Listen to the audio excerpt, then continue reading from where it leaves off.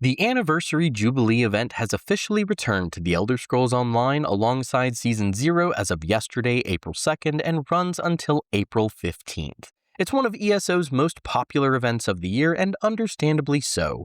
On top of being able to enjoy double XP, there's tons of great rewards for simply just playing the game as you normally would. My name's Doc, and I just wanted to bring you guys a quick guide covering the basics of what you need to know, as well as some tips for making the most out of your grind. As we always do, let's start by talking about the global passive that we can enjoy during this event. I mentioned it briefly, but yes, during the entire time this event is live, all players can enjoy a passive double XP. When I say passive, I mean there's nothing you need to do to activate it, so no matter what you're doing, you can enjoy some increased XP gains. That bonus stacks with other forms of increased XP such as Psijic Ambrosia, XP Scrolls, and more. Next, let's move on to how we can actually participate in the event.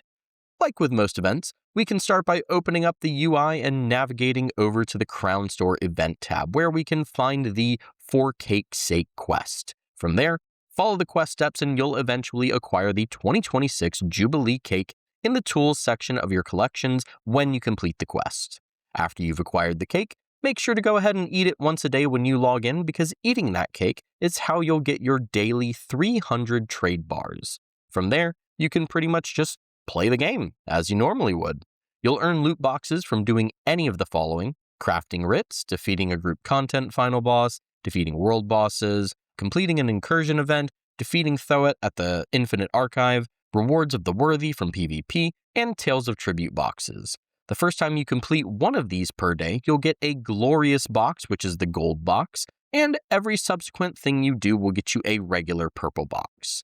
Speaking of boxes, let's talk about what rewards we can expect to get from the Anniversary Jubilee. To start, here's what we can expect to find in our loot boxes. There's some really good stuff in here. The new Dapper Daredevil seems like it'll be a pretty sought-after outfit. I don't know, maybe minus the hat. What I do want to pay special attention to, though, is the crafting materials and the miscellaneous items. For the crafting mats in previous years, you could end up getting some really rare materials like Perfect Row or Nerncrux, and as far as I know, that is still the case this year. If I am wrong, though, someone please do correct me in the comments. I thought I remember one of those years ZOS nerfed the drop rates on those things or something like that, but let me know in the comments if you remember. For the miscellaneous items, being able to get any motif, any furnishing, or any style item is absolutely huge. It's a gamble, sure, but you could end up pulling something really rare or valuable from that. I definitely keep a close eye on Tamriel Trade Center because there's going to be a ton of rare items hitting the market very soon. From here, let's talk about what our vendors are selling, starting with the good old Impresario. They've got a pretty big inventory for this event since they removed the bag of Jubilee yesteryear, and now, instead, you can just buy all of the old items directly instead of relying on the RNG of the bag. Up next is the Event Merchant Assistant, and here's what they're selling. I can say pretty much the same thing about him that I could the Impresario. You've got the usual stuff, and now you can buy the old items directly. Finally, you've got the Indrik vendor, and here's what they're selling. As usual, some pretty cool Indrik stuff in there.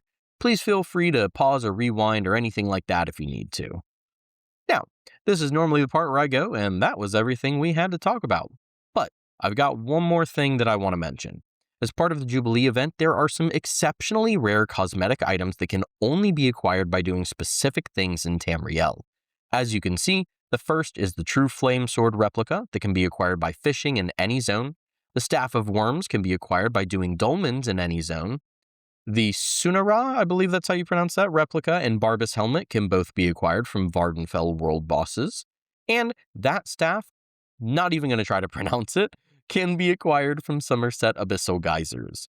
So I think that if you have never done a Jubilee event before and want to maximize your rewards, I'd try to farm some world bosses in Vardenfell, otherwise known as Morrowind, and some Abyssal Geysers in Somerset. It will allow you to get reward boxes while you try to get those rare items as well.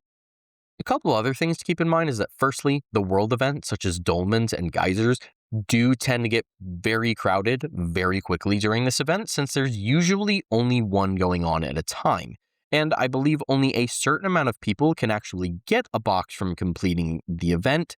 So, just something to keep in mind if you're planning on doing some dolmen grinding. Also, there is a 5-minute cooldown on earning boxes, so you don't want to go too fast. Places like the Alakir Desert and Somerset Geysers will likely be flooded with people, so maybe try to hit those during non-peak hours if you have the opportunity to do so. In that same vein, Vardenfell bosses might start to get a little crowded too. However, it usually doesn't get crowded enough that you won't be able to get a box. So if you're on during peak hours, I might hop on over to Vardenfell, and if you're not, I might give some Abyssal Geysers a try. And now, I think that was everything we had to talk about. As always, I hope you enjoyed the video and found it useful. Let me know what you'll be getting up to during the event and if there's anything you'll be grinding for. Don't forget to check out the link in the description to follow me on stuff and join my Discord server. Before we head out, I also want to give a shout out to my Patreon supporters as well as my YouTube members. Thank you guys for your continued support, and I appreciate y'all. Think all I've got left to say is that I've been Doc. Take care of yourselves, be good to others, don't forget about that double XP, and I will catch y'all in the next one.